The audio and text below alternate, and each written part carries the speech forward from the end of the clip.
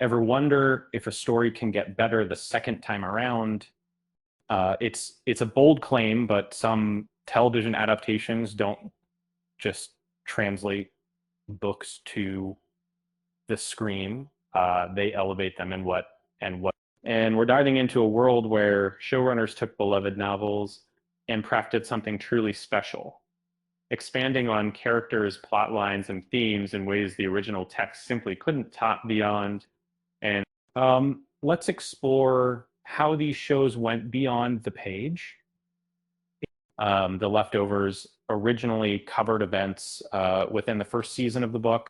The showrunners, Damon Lindelof and Tom Perrotta, weren't content to stop there.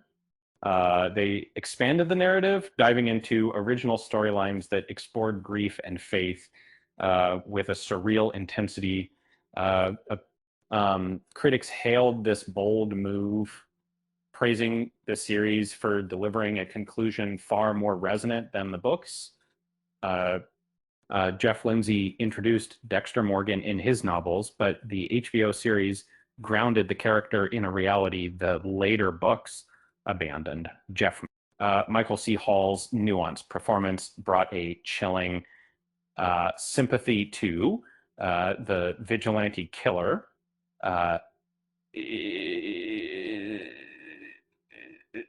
The supporting cast also felt more authentic, creating a world that was both captivating and disturbing.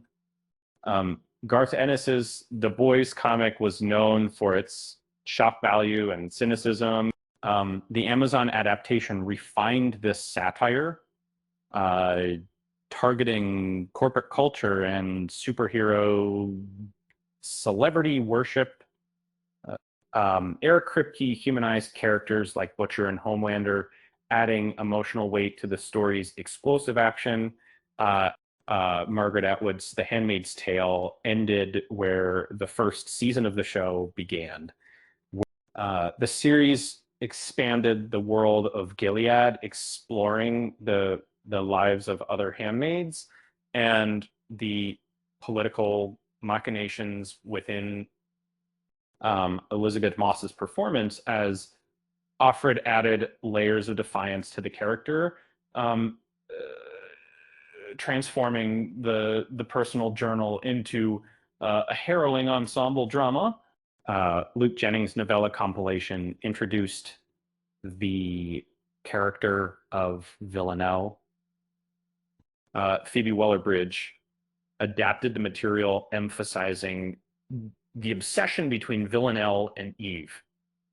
The series injected a dark humor and style that was less prominent in the original text, creating a dynamic chemistry between Sandra Oh and Jodie Comer.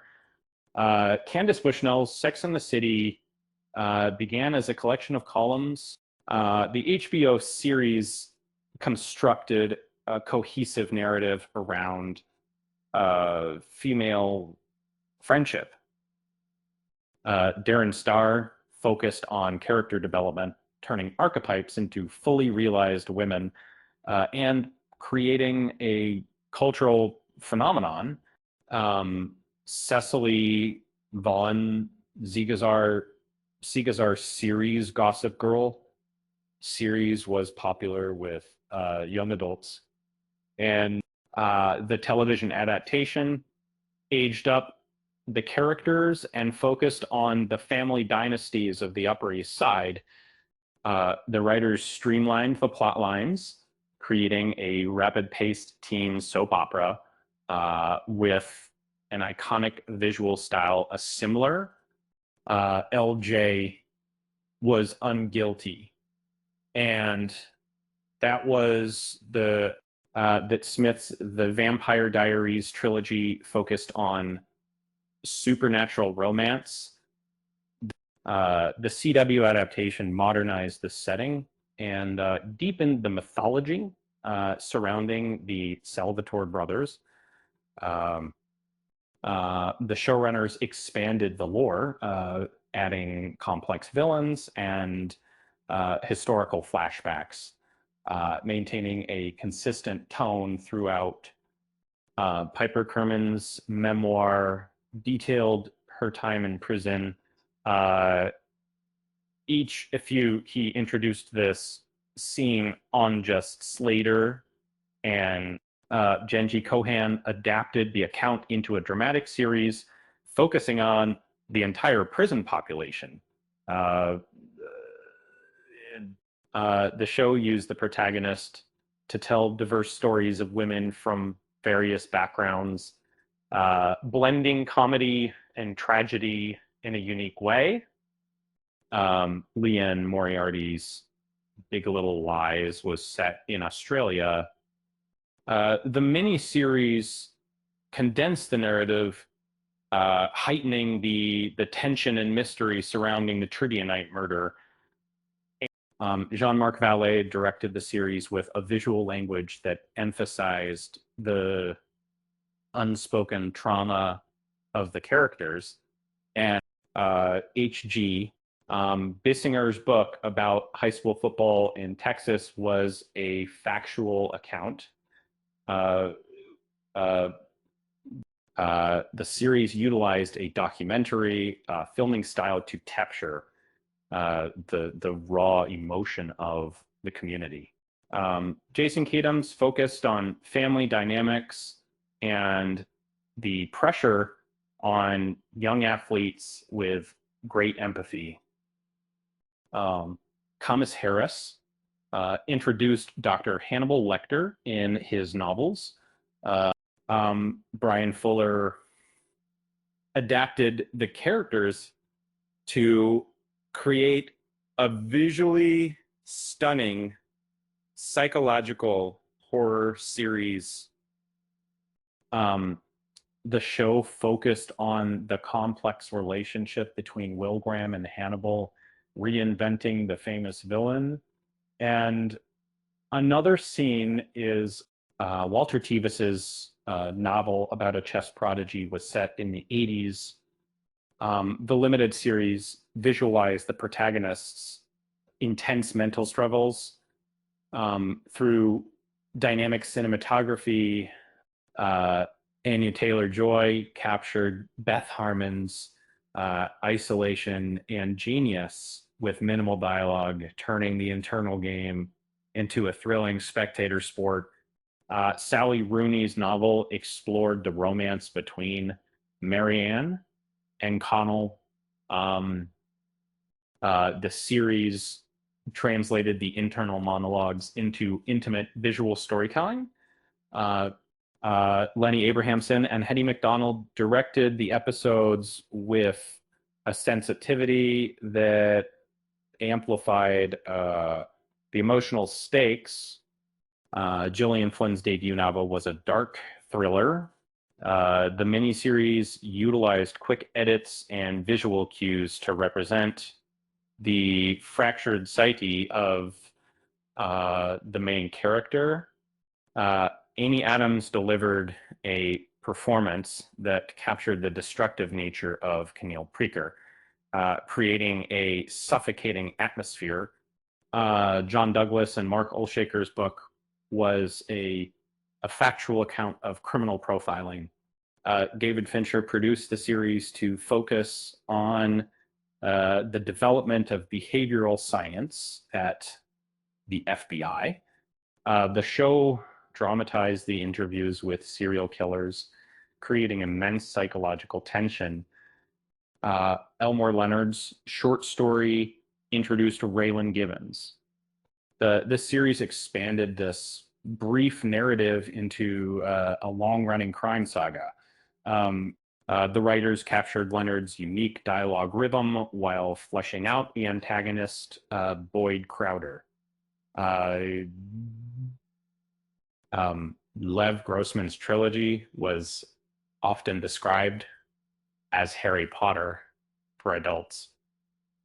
The sci-fi series aged up the characters and diversified the cast. The show embraced an ironic tone that balanced the dark subject matter. Caroline Kepnes's novel was told entirely from the perspective of a stalker. The series retained the narration but added external perspectives to critique the protagonist's behavior. Penn Badgley brought a charisma to Joe Goldberg that made the audience complicit in his crimes. Emily St. John Mandel's novel jumped between timelines before and after a pandemic. The limited series streamlined the narrative connections between the characters for emotional clarity. Patrick Somerville changed the ending to offer a more hopeful resolution. Leigh Bardugo's books created a magical universe. The Netflix series combined these timelines into a single narrative. This integration allowed for better pacing and more immediate character development. Cass Morgan's novels were young adult fiction. The series quickly abandoned the teen romance focus for a gritty survivalist narrative. The showrunners raised the stakes by killing off major characters and exploring moral gray areas. Julia Quinn's novels followed the Bridgerton family. Shonda Rhimes produced the adaptation with a diverse cast and modern musical score. This series elevated the Regency setting with high production values and a sharper wit. Charlaine Harris's novels featured Sookie Stackhouse. Alan Ball adapted the books into a darker and more provocative series for HBO. The show introduced new characters and expanded the roles of minor ones, creating a rich tapestry. John Green's novel was a staple of young adult literature. The limited series adaptation fixed the controversial final act, giving the female lead more agency. Josh Schwartz treated the teenage characters with respect, allowing the audience to understand the grief of the characters more deeply. So, which television adaptation do you think surpassed the book? Let us know in the comments.